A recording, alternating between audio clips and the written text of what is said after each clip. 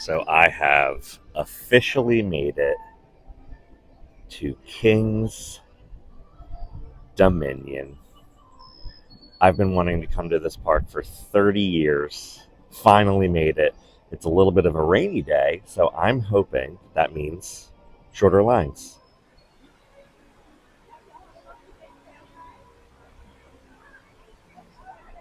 Just like King's Island, King's Dominion has the giant Eiffel Tower.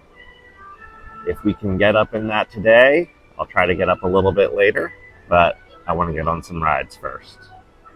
All right, first impression here of King's Dominion is a very nice park.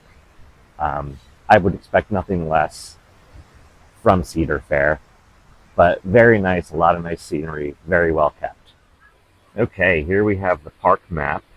You come in down the bottom here, and I'm going to start by making my way over to Twisted Timbers and Grizzly.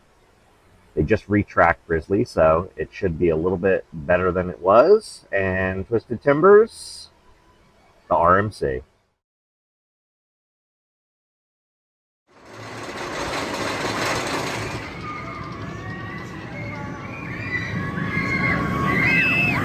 All right, first ride of the day, Twisted Timbers. And I gotta say, RMC knows how to get it done.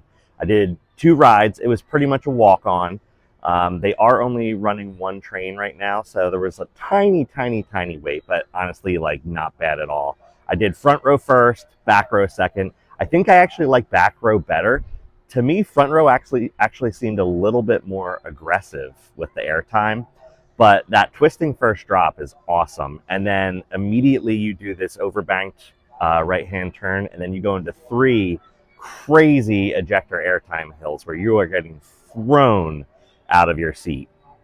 About halfway through the ride, there's this turn that banks quickly to the left and then like shoots you to the right, and that's another spot where you really get thrown out of your seat. But this is my second RMC, and overall, fantastic ride. So I'm going to try to get on some other stuff, but then I think I'm going to make my way back here later in the day and get back on. I really like these Twisted Timber shirts. I may have to come back and get one of these. A lot of really cool designs. To get to Grizzly, you have to go through the Grizzly Gulch General Store. So I'm going to do that now.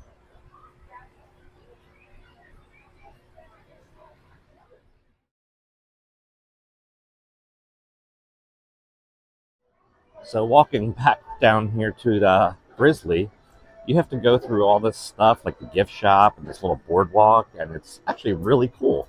It's themed really well. So I enjoyed that, and I really love classic wooden roller coasters, so this kind of takes me back to where I started with roller coasters, so it's kind of nostalgic for me, so I'm enjoying this so far. All right, we're right about at the station, so I'm going to get on this ride.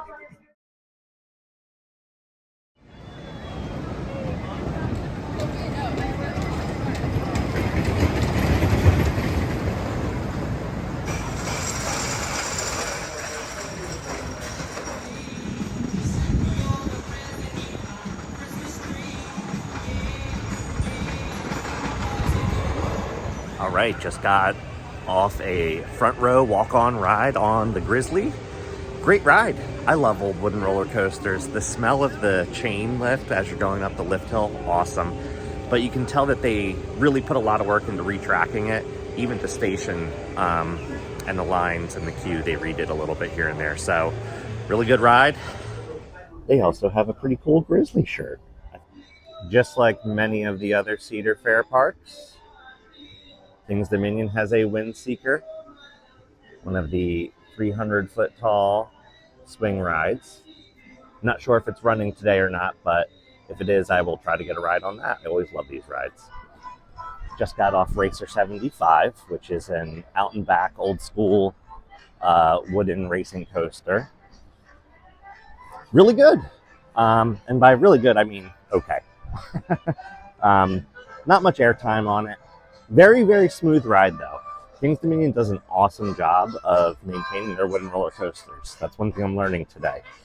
But it wasn't racing, which Kind of stunk because that's the whole point of those old racing wooden roller coasters, to see if you're going to beat the other train. But they only have one side running today. So fun, but could have been better if it was racing. Still smooth, still a decent ride. All right, I'm about to enter the Jungle Expedition area of the park, which is one of the newer themed areas. And this is an area that they're continuing to work on. So in this area of the park is close to where Volcano used to be, and they're working on a new ride for that for next year, for that area. So I'm going to check out some of those areas that are kind of fenced off. Also, Project 305, where Intimidator 305 is, so far it looks like they are going to be adding the Jungle Expedition theme to that area since they recently got rid of the I-305 theme. All right, I'm entering the I-305 area of the park, which is now called Project 305, and you can see where the old Intimidator sign was that they've taken down since they're now going through the process of retheming. All right, here is the Project 305 sign. It's got some cheetah print on it, so maybe the new theme will be something to do with speed and cheetahs.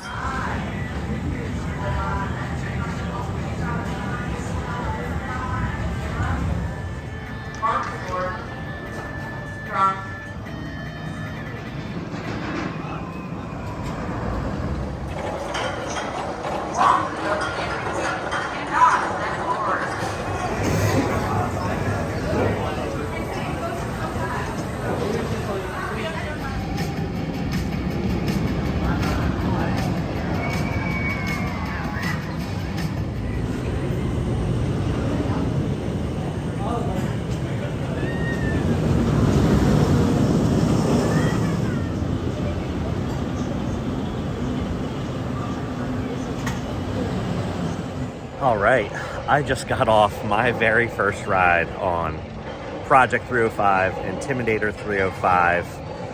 I was front row, right side, and man, that thing is wild. Oh man, I'm like still catching my breath. So after you go down the 305-foot drop, you go into this hard, low to the ground banked right turn. And once I got like 3/4 of the way through that turn, I couldn't even see anymore. Like my vision was completely gone. I totally grayed out. I didn't even really get my vision back until I was about halfway going up the hill right after that first turnaround.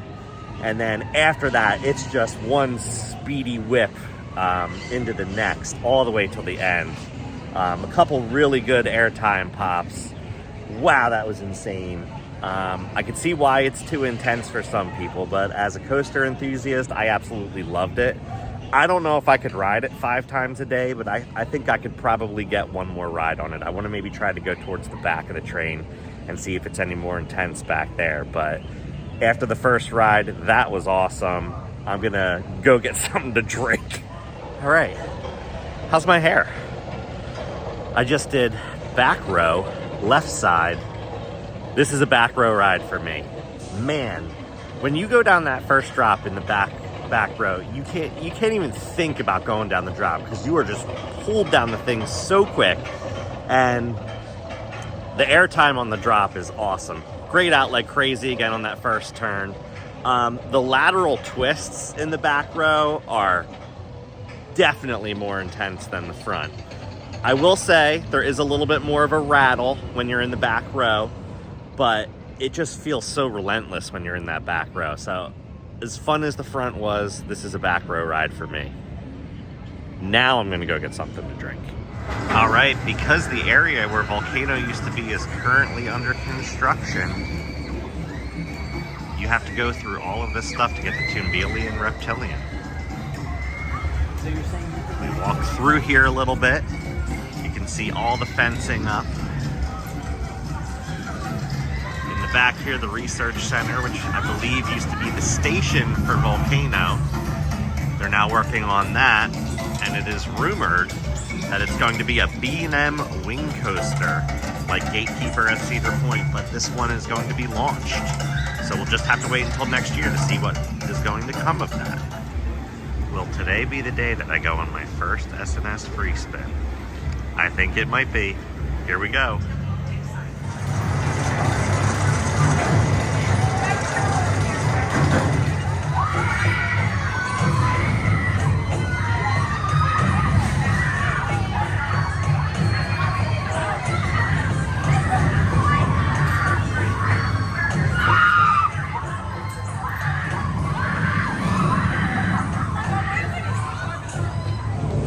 Okay, finished with Toonbeely. It was okay. My car didn't really spin a whole lot, but it was fun. The coolest part was that when you were at the top, you could see inside all the fences, and you could see all the construction that's going on for the 2025 project. So excited for that. So I wanted to talk a little bit about riding some of the coasters in the Jungle Expedition area. It was essentially the Legacy Coaster Gauntlet that I ran. There's a lot of really old coasters in that area, and I guess they've rethemed them a little bit to fit in with the new theme that they're doing, but I pretty much just ran through those. So you had Anaconda, which is an aero looping coaster, very old. You know, when those coasters were put in, they were a big deal, but now they're nothing special. I'd be okay with most of those aero looping coasters being removed from parks and replaced with something newer and better, but I got a ride on that. I did the Backlot Stunt Coaster, which used to be themed to the Italian Job. That was put in when King's Dominion was a Paramount park. Again, it's a launching coaster, nothing really going on. It's whatever, but I rode it to get the credit. I did Reptilian, which was actually okay. That's a steel bobsled coaster. So interesting, but not as good as something like Flying Turns at Knoebels, which is made out of all wood, and that's the only one like it in the world. So Flying Turns at Knoebels, that I would recommend. Reptilian, also did Flight of Fear. Flight of Fear was okay. It's pretty much the exact same ride as the Flight of Fear that is at Kings Island. It's themed the exact same way too, so I almost felt like I've been on that before. But I pretty much just ran through all those coasters. I tried to get on Woodstock Express, but that's closed. So we'll have to try to do that a different day. All right, that's 2 rides on Dominator, the B&M floorless coaster here at King's Dominion. I did front row and back row. That's a really good B&M floorless coaster. It's got good speed, especially down that first drop. Good forces. It maintains the speed throughout. In fact, that mid-course brake run, you barely stop. It's got really good hang time at the top of that vertical loop, especially in the back. The only thing I will say is it has a little bit of a rattle. It's a little bit of an older ride. Believe it or not, this ride was at Geauga Lake in Ohio, and they relocated it here after Cedar Fair closed Geauga Lake. So I actually rode this ride when it was at Geauga Lake. So with that rattle, I would say I would love if they put the vest restraints on this ride so that your head doesn't hit the sides as much, but with it being a little bit of an older ride and a relocation, I don't know that they're going to do that at this point. They ended up opening the other side of Racer 75, so I got on that. I lost, but it was fun to race. One more quick note about Racer 75. I sat back row on my second ride, and after you do the final turnaround and make your way back, coming down that drop off the turnaround, I got some crazy ejector airtime. It was awesome. All right, that just about does it for my first visit to King's Dominion. I had a fantastic day today. I got on so many rides. I got on Twisted Timbers 3 times, Intimidator 305 4 times, and pretty much everything else. The only coasters I didn't get on was the Woodstock Express, the Super Kiddie coaster, and then also Apple's Apple. Apple's Apple started running like right at the end of the night, and then it stopped running. So I was in line for Twisted Timbers, and I was going to hop on Apple's Apple, but by the time I got off Twisted Timbers, Apple's Apple was closed again. So we'll get that one next time. My favorite 2 coasters were easily I-305 at number 1 and Twisted Timbers at number 2. It's hard to say what number 3 is here. The drop-off from 2 to 3 here is pretty big. It doesn't mean that those coasters are bad, but it is quite a drop-off.